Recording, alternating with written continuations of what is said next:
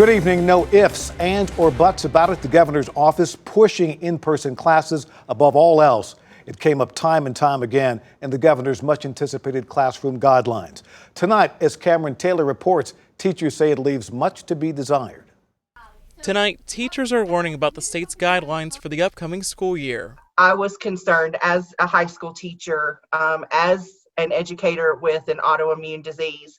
I was quite alarmed that there seemed to be very little regard for the risk of educators. Beth Brown is the president of the Tennessee Education Association. We have to acknowledge that there are a lot of options, but there's not really a great option, and so we have to go with the safest option. The state's plan makes several recommendations to school districts, including when to test and quarantine. A reasonable expectation is there will be positive cases in schools. That is something that is going to happen. The protocol includes a 10-day sick window.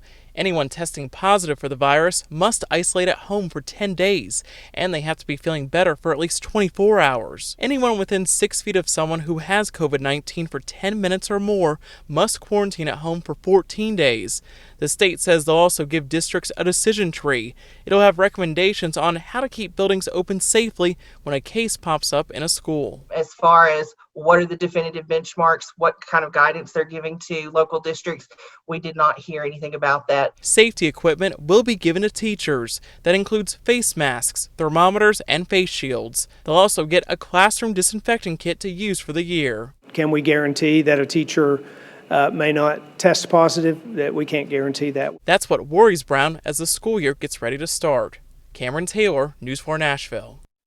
Thank you, Cameron. Beth Brown said there was a lot about the governor's plan she did support, such as a year's worth of disinfecting products in the classrooms, plus teachers not having to pay for protective equipment.